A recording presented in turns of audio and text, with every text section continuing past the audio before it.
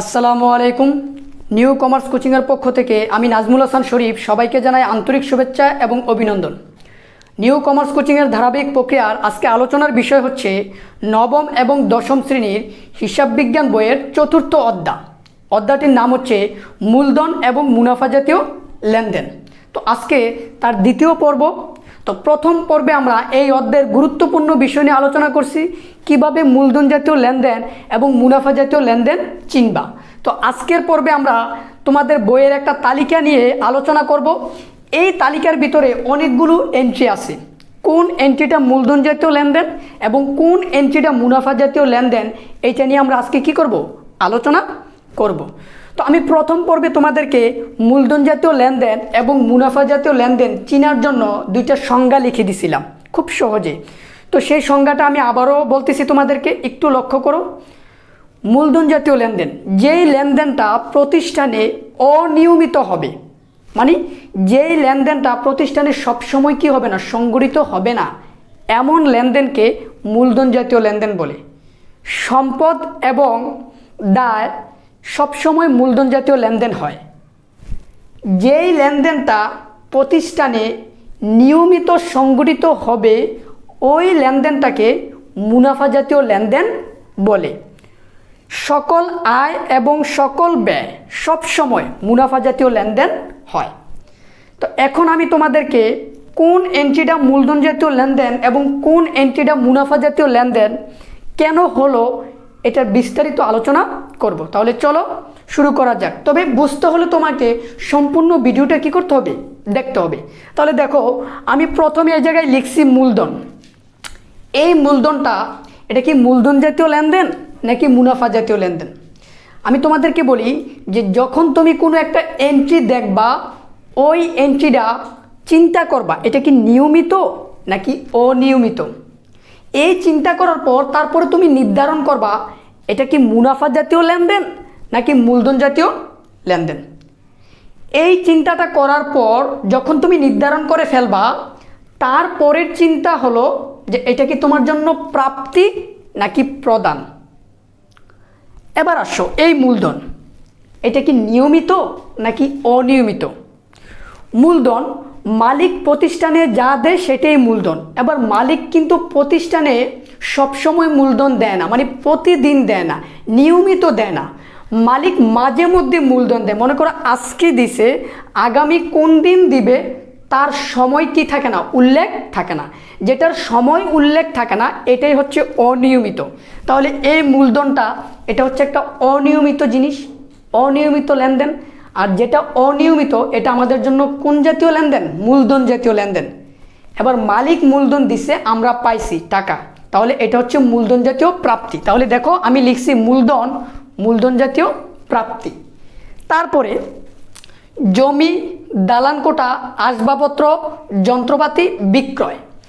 জমি, দালান কোঠা, আসবাবপত্র এগুলো আমার জন্য কি সম্পদ, এগুলো আমি কি করছি, বিক্রি করছি। তো সম্পদ সবসময় মূলধন জাতীয় ব্যয় হয়, এভাবেও তুমি বুঝতে পারবা। এবং আরও একটা জিনিস দেখো, যে এই যে সম্পদগুলো আমি বিক্রয় করছি এগুলো কি আমি প্রতিদিন বিক্রয় করি না, আমি মাঝে মধ্যে বিক্রি করি। তাহলে এই জিনিসগুলো আমার জন্য কি নিয়মিত নাকি অনিয়মিত? তাহলে এই জিনিসগুলো হচ্ছে আমার জন্য কি অনিয়মিত। তাহলে এটা আমার জন্য কোন জাতীয় লেনদেন, মূলধন জাতীয়। কেন? কারণ এই জিনিসগুলো নিয়মিত হয় না, অনিয়মিত। আর অনিয়মিত যেটা হবে সেটাই মূলধন জাতীয়। তাহলে এগুলো মূলধন জাতীয়। এবার আমি বিক্রয় করছি, টাকা আসছে, এটা আমার জন্য মূলধন জাতীয় প্রাপ্তি। তাহলে আমি লিখছি মূলধন জাতীয় প্রাপ্তি। তারপরে দেখো ঋণ গ্রহণ এবং ব্যাংক ঋণ, এটা কি নিয়মিত? তোমরা কি প্রতিদিন ব্যাংক থেকে ঋণ আনো? না। যখন আমার টাকার প্রয়োজন হবে, যখন আমার কাছে টাকা থাকবে না, তখন আমি ব্যাংক থেকে কি আনবো, ঋণ আনবো। তাহলে ব্যাংক থেকে কিন্তু আমরা সবসময় ঋণ আনি না, মাঝে মধ্যে আনি যখন আমার প্রয়োজন হবে। তাহলে এটা আমার জন্য কি নিয়মিত নাকি অনিয়মিত? অবশ্যই এটা আমার জন্য একটা অনিয়মিত লেনদেন। আর অনিয়মিত যেটা সেটাই হচ্ছে মূলধন জাতীয়। আর ব্যাংক থেকে ঋণ আনছি, আমার কাছে কি আসছে, নগদ টাকা আসছে, তাহলে এটাও কি মূলধন জাতীয় প্রাপ্তি। তারপরে দেখো পণ্য ক্রয় এবং বিক্রয়। একটা প্রতিষ্ঠান যদি তোমার থাকে তাহলে তুমি প্রতিনিয়ত, মানে সবসময় তোমাকে কি করতে হবে, পণ্য ক্রয় এবং বিক্রয় করতে হবে। তাহলে দেখো তো, পণ্য ক্রয় এটা কি নিয়মিত নাকি অনিয়মিত? অবশ্যই এটা নিয়মিত। আর নিয়মিত যে ঘটনাটা ঘটবে সেটাই মুনাফা জাতীয় লেনদেন। এবার তুমি পণ্য ক্রয় করছো, টাকা চলে গেছে, তাহলে আমি লিখতে পারি পণ্য ক্রয়, এটা মুনাফা জাতীয় ব্যয়। তারপরে পণ্য বিক্রয়, এটাও নিয়মিত, বিক্রয় করছি, টাকা আসছে, তাহলে আমি লিখতে পারি মুনাফা জাতীয় আয়। তারপরে দেখো শিক্ষার্থীরা, ব্যাংকে বিনিয়োগের সুদ, আমি যে টাকা ব্যাংকে জমা রাখছি, ব্যাংক আমাকে কি দিছে? সুদ দিছে, আমি পাইছি। এবার ব্যাংক কিন্তু আমাকে প্রতি মাসে কি দিবে? সুদ দিবে, যদি আমার টাকা ব্যাংকে থাকে। তাহলে ব্যাংক যে আমাকে প্রতিনিয়তই সুদ দিচ্ছে প্রতি মাসে, তাহলে এটা কি নিয়মিত নাকি অনিয়মিত? অবশ্যই নিয়মিত, কারণ প্রতি মাসে দিচ্ছে আমাকে, তাহলে আমাকে সুদ দিচ্ছে, তাহলে এটা হচ্ছে নিয়মিত, এটা মুনাফা জাতীয়। আর সুদ পাইতেছে, এটা হচ্ছে মুনাফা জাতীয় আয়। তারপরে দেখো দালান কোটার ভাড়া প্রাপ্তি, আমার যদি একটা দালান কোটা থাকে, আমি যদি এটা ভাড়া দিয়ে রাখি, তাহলে প্রতি মাসে আমি কি পাবো? ভাড়া পাবো, এটা আমার জন্য নিয়মিত একটা জিনিস। তাহলে দালান কোটার ভাড়া প্রাপ্তি, এটাও মুনাফা জাতীয় আয়। শেয়ার বিনিয়োগের লভ্যাংশ, আমি এক জায়গায় শেয়ার ক্রয় করছি, তো ওই জায়গা থেকে আমি যে শেয়ারে বিনিয়োগ করছি, ওই বিনিয়োগ থেকে প্রতি মাসে আমি একটা লাভের কি পাই? অংশ পাই। তাহলে প্রতি মাসে যেহেতু পাই, এইটাও আমার জন্য একটা কি?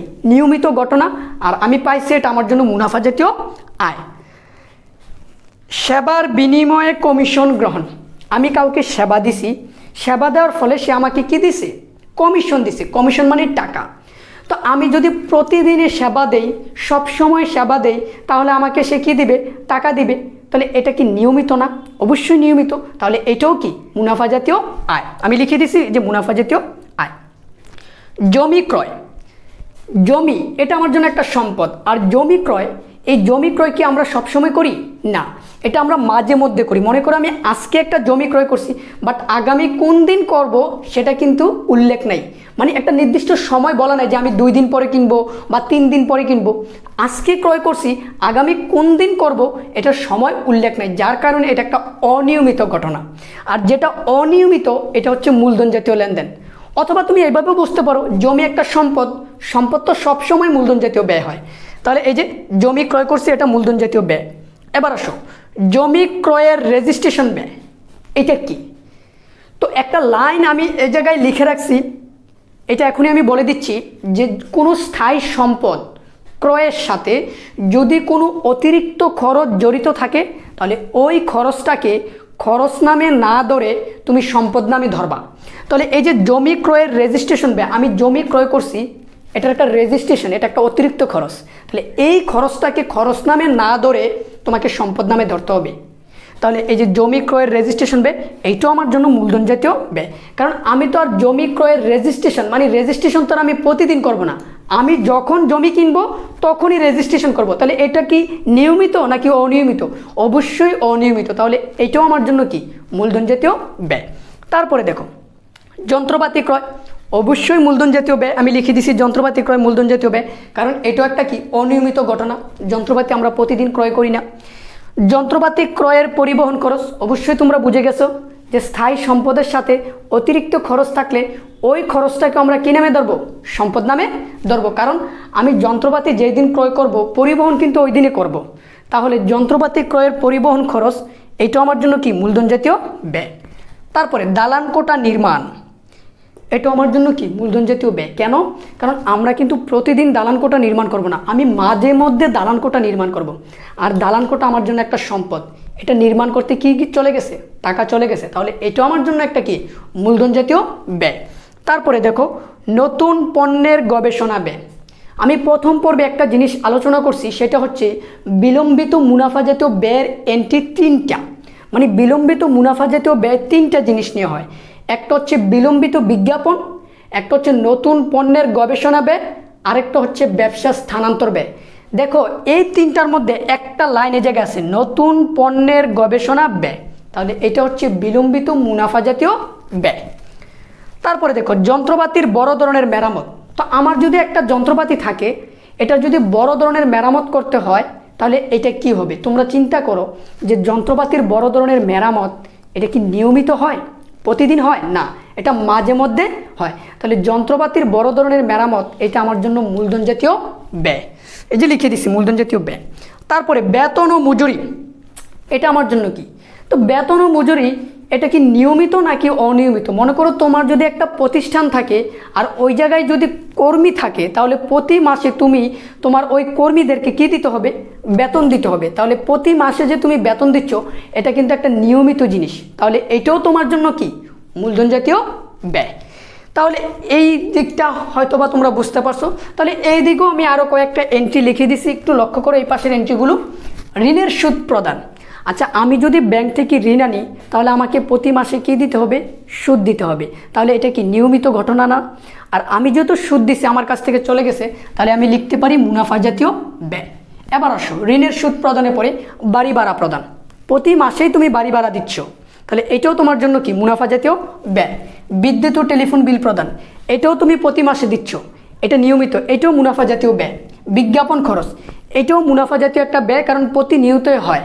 তারপরে দেখো বিমা প্রিমিয়াম প্রদান। বিমা প্রিমিয়ামটা কি? বিমা প্রিমিয়াম হচ্ছে আমরা যখন আমাদের প্রতিষ্ঠানের নামে কোনো বিমা কোম্পানিতে বিমা করব, তখন ওই কোম্পানিকে প্রতি মাসে একটা প্রিমিয়াম দিতে হবে। তো এই বিমা প্রিমিয়াম কথাটা অন্যভাবেও বলা থাকতে পারে। কিভাবে? যেমন বিমা খরচ, বিমা স্যালামি, বিমা কিস্তি, যেটাই বলা থাকুক না কেন, এটা আমাদের জন্য একটা মুনাফা জাতীয় ব্যয়। কারণ কি? এটা প্রতি মাসে দিতে হয়, একটা নিয়মিত ঘটনা। তারপরে আসো যন্ত্রপাতির দৈনন্দিন মেরামত।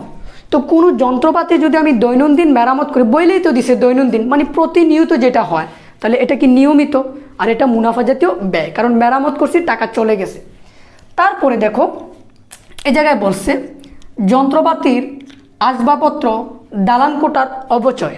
এবার আসো অবচয় কি, এটা আগে জানো তোমরা। অবচয় হচ্ছে স্থায়ী সম্পত্তির ব্যবহারজনিত ক্ষতি। যদি আমার কোনো স্থায়ী সম্পদ থাকে আর ওই সম্পদ যদি আমি ব্যবহার করি, তাহলে দেখবা প্রতিনিয়তই তার একটা কি হবে? ক্ষতি হবে, একটা অবচয় হবে। এটাকে হিসাব বিজ্ঞানের ভাষায় এই ক্ষতিটাকে বলা হয় অবচয়। আর অবচয়টা কিন্তু প্রতিদিনে হয়, তুমি যত দিন ব্যবহার করবা তত দিনে হবে। যেই দিন কিনবা ওই দিন থেকে শুরু করে এটার অবচয় শুরু হবে, আর যতদিন তোমার কাছে থাকবে ততদিন এটার অবচয় হবে। তাহলে অবচয় হচ্ছে আমার জন্য একটা মুনাফা জাতীয় ব্যয়। এবার আশা করি যে মুনাফা জাতীয় লেনদেন এবং মূলধন জাতীয় লেনদেন চিনতে তোমাদের কোনো সমস্যা হবে না। এর জন্য তোমাকে যেটা করতে হবে যে দুইটা লাইন তুমি মনে রাখবা। মূলধন জাতীয় লেনদেন কোনটা? যেই লেনদেনটা নিয়মিত হবে। আর মুনাফা জাতীয় লেনদেন কোনটা? যেই লেনদেনটা অনিয়মিত হয়, সেটাই মুনাফা জাতীয়। এই দুইটা জিনিস যদি তোমরা মাথায় ধরে রাখতে পারো, তাহলে অবশ্যই মূলধন জাতীয় লেনদেন এবং মুনাফা জাতীয় লেনদেন তোমাদের চিনতে অসুবিধা হবে না। এবার আসো তোমাদের আরও কয়েকটা জিনিস জানা লাগবে। সেটা হচ্ছে অস্পর্শনীয় সম্পদ কাকে বলে। অস্পর্শনীয় সম্পদ, যেই সম্পদটাকে আমরা স্পর্শ করতে পারবো না। তো এমন কতগুলো হিসাব বিজ্ঞানে আছে যেই জিনিসগুলো তোমাদের সৃজনশীল ক নাম্বারে আসে, যে অস্পর্শনীয় সম্পত্তির পরিমাণ বাহির করো। এবার তোমরা দেখো অস্পর্শনীয় সম্পদগুলো কি কি। একটা হচ্ছে সুনাম, ট্রেডমার্ক, কপিরাইট, প্যাটেন্ট। এই চারটা হচ্ছে অস্পর্শনীয় সম্পদ। তো এটা বিশেষ করে রেওমিলের ক নম্বরে আসে যে অস্পর্শনীয় সম্পত্তির মোট পরিমাণ বাহির করো। তো এই সৃজনশীলটা যদি বলে, তাহলে এই চারটার যেই এন্ট্রিগুলো থাকবে তুমি জাস্ট যোগ করে দিবা, তাহলে হয়ে যাবে। আশা করি বুঝতে পারছো। তারপরে আসো অস্পর্শনীয় ব্যয়। ঠিক অস্পর্শনীয় ব্যয় আছে, সম্পদের পাশাপাশি অস্পর্শনীয় ব্যয় আছে, যে ব্যয়টাকে কি করা যায়? স্পর্শ করা যায় না। যেমন অবচয়, এই যে অবচয়, এটা একটা অস্পর্শনীয় ব্যয় এবং অবলোপন, এটা একটা কি? অস্পর্শনীয় ব্যয়। অবচয় কি তুমি স্পর্শ করতে পারবা?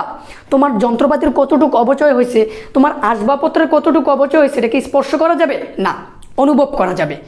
তাহলে আশা করি অস্পর্শনীয় ব্যয়টাও তোমরা কি করতে পারছো? বুঝতে পারছো। এবার আসো আমি যেই এই নোটটা লিখে দিছি, এই জায়গায় গুরুত্বপূর্ণ একটা নোট, তোমরা এটা নোট করে রাখবা। সেটা হচ্ছে স্থায়ী সম্পদের সাথে যদি কোনো অতিরিক্ত খরচ জড়িত থাকে, মানে স্থায়ী সম্পত্তির সাথে যদি কোনো প্রকার অতিরিক্ত খরচ জড়িত থাকে, তাহলে ওই খরচটাকে খরচ নামে না ধরে সম্পদ নামে কী করতে হবে? ধরতে হবে। তো প্রিয় শিক্ষার্থীরা, আজকে এই পর্যন্তই। তো আজকে যে বিষয়টা নিয়ে আমি আলোচনা করলাম, আশা করি তোমরা বুঝতে পারছো। তারপরেও যদি তোমরা কেউ না বুঝো, তাহলে অবশ্যই আমাকে কমেন্ট বক্সে জানাবে, আমি সমাধান করে দেওয়ার চেষ্টা করব। আর যদি এই ভিডিওটি তোমাদের ভালো লাগে, তাহলে অবশ্যই একটি লাইক, কমেন্ট এবং শেয়ার। আর যারা সাবস্ক্রাইব করছো তাদেরকে অসংখ্য ধন্যবাদ, যারা করো নাই তারা করে নিবা যদি তোমাদের প্রয়োজন মনে হয়। তো আজকে এই পর্যন্ত, ভালো থাকো, সুস্থ থাকো, আসসালামু আলাইকুম।